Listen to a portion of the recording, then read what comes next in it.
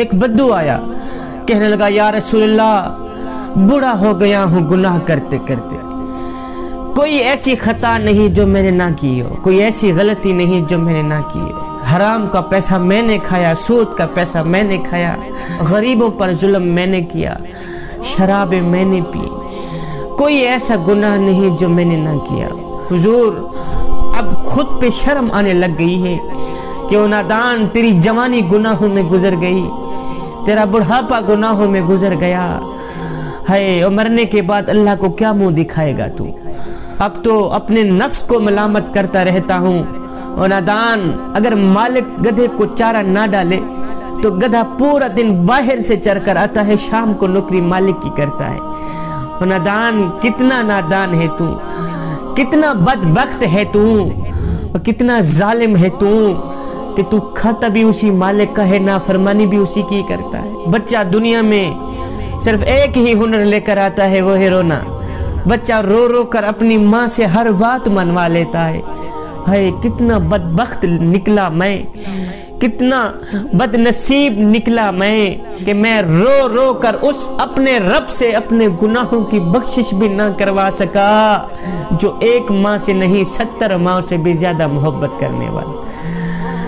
حضور گناہ کر کر کے بوڑھا ہو گیا ہوں، جسم میں اب وہ طاقت نہیں رہی، زبان میں اب وہ ذائقہ نہیں رہا، بوڑھا ہو گیا ہوں، ٹانگیں کام کرنی چھوڑ گئی، ہاتھ کانپتے ہیں، جسم کام کرنا چھوڑ گیا ہے۔ حضور تیری چوکھٹ پہ آیا ہوں صرف اتنا پوچھنے کہ کیا میری توبہ کے لیے کوئی دروازہ کھلا ہے؟ حضور میرے دن بھی گناہوں میں گزر گئے، میری راتیں بھی گناہوں میں گزر گئے، کوئی ایسا لمحہ نہیں جس لمحے میں میں نے گناہ نہ کیا ہو، کوئی ایسی گھڑی نہیں، کوئی ایسا پل نہیں جس پل میں میں نے کوئی خطا نہ کی ہو۔ حضور مجھے اتنا بتا دو، کیا میرے لیے اب بھی رحمت کا دروازہ کھلا ہے؟ میرے لیے اب بھی توبہ کا دروازہ کھلا ہے؟ اللہ اکبر۔ حضور میں توبہ کرنا چاہتا ہوں۔ حضور جوانی تو میری برباد ہو گئی، زندگی تو ساری برباد ہو گئی، ممکن ہے آخر میں توبہ کر کے جاؤں، ہو سکتا ہے کام بن جائے۔ یہ سن کر میرے نبی کی آنکھیں چھم چھم برسنے لگ گئی۔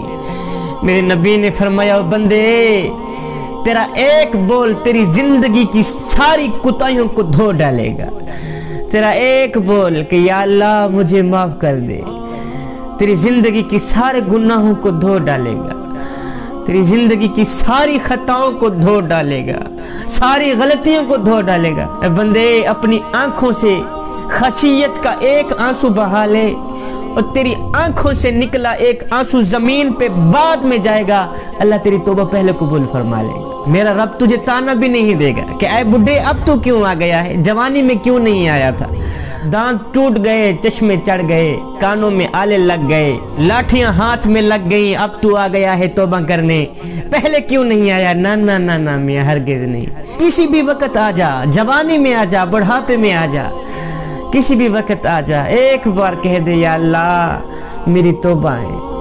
اللہ حکم ہے، میرا اللہ فرماتا ہے او بندے میرے دروازے پر اگر فرعون آ جاتا میں تو اس کو بھی بخشنے کے لیے تیار تھا، تو ویسے ہی میرا اپنا ہے، اس لیے کہ تو میرے حبیب کا امتی ہے، میرے محمد کا امتی ہے۔ اے بندے ایک بار تو میری چوکھٹ پہ آ کر تو دیکھ، ایک بار اپنا دامن پھیلا کر تو دیکھ، ایک بار اپنا سر جھکا کر تو دیکھ، بخشش کی حد نہ کر دوں مجھے رب العالمین بھی نہ کہنا، بخشش کی انتہا نہ کر دوں مجھے رب العالمین بھی نہ کہنا۔ جو کچھ تو نے کیا ہے، غلطیاں کی ہیں، خطائیں کی ہیں، گناہ کی ہیں، ایک پل میں مٹا دے گا میرا اللہ، اتنا مٹائے گا کہ تیری داستان حیات میں ایک گناہ بھی باقی نہیں رہے گا، ایک بار تو تمہیں معصوم بنا دے گا۔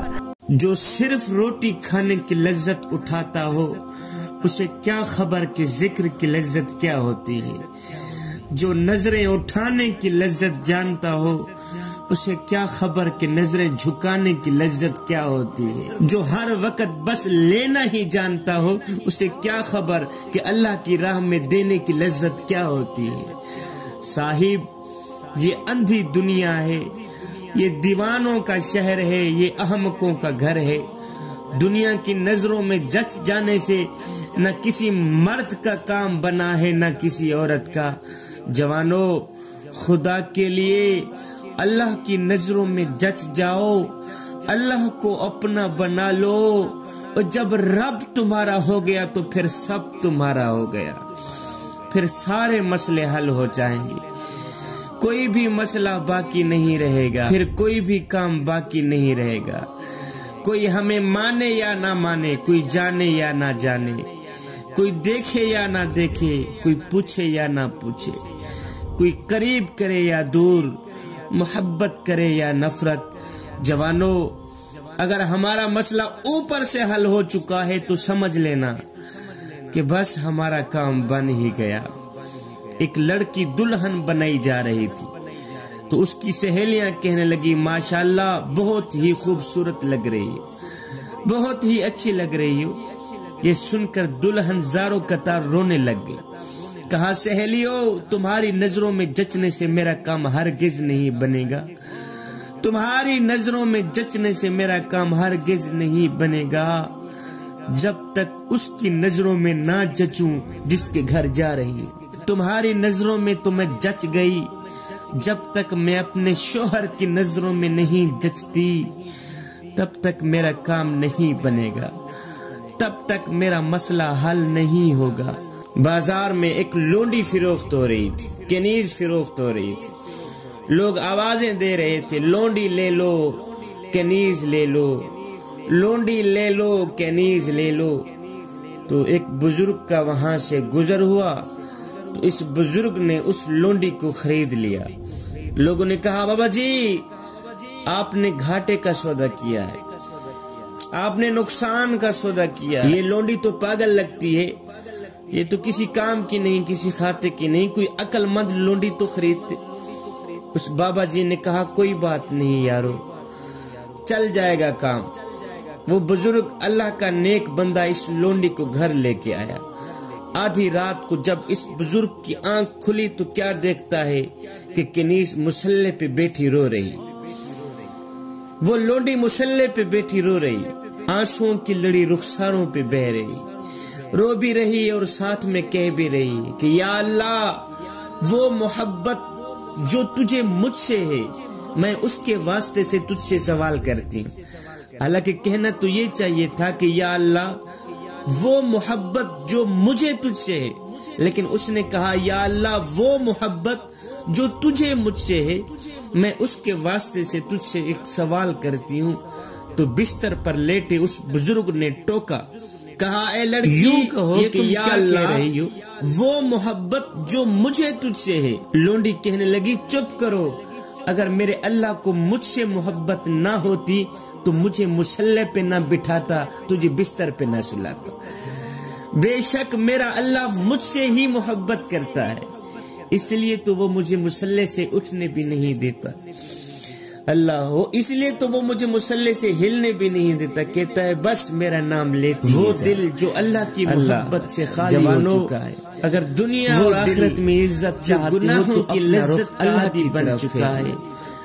اسے ہوش نہیں ہے کہ میں نے کل اللہ کے سامنے حاضر بھی ہونا ہے۔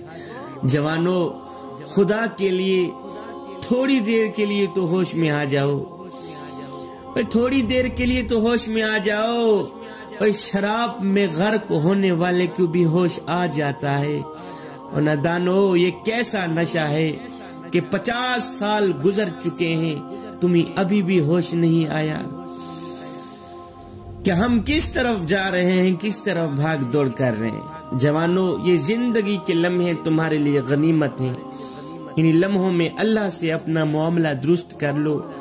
ہمارا دنیا میں آنے کا اور کوئی مقصد نہیں سوائے اس کے کہ اللہ کی مان کر زندگی گزاریں۔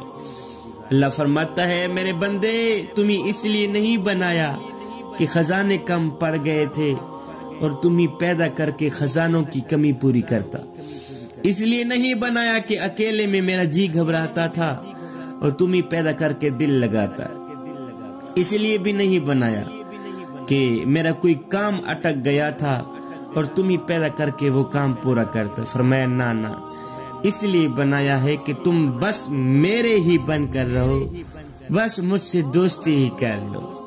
جوانوں، دنیا میں آنے کا بس یہی مقصد ہے۔